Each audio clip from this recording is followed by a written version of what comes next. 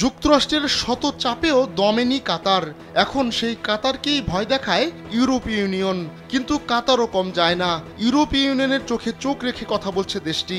এমনকি ইউরোপীয় ইউনিয়নের বিরুদ্ধে কড়া অ্যাকশনের হুমকিও দিয়েছে কাতার। মরুময় দেশ কাতারের শ্রমবাজার নিয়ে দীর্ঘদিনের অভিযোগ। দেশটি জোরপূর্বক শ্রমে বাধ্য করে, আবার পরিবেশগত ক্ষয়ক্ষতি নিয়েও দোহার খুব একটা মাথা ব্যথা নেই।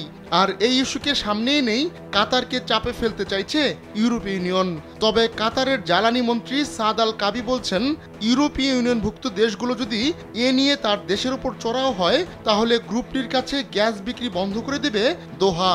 ইউরোপীয় ইউনিয়ন বলছে, সেখানে ব্যবসা করতে হলে এসব নিয়ম মানতে হবে।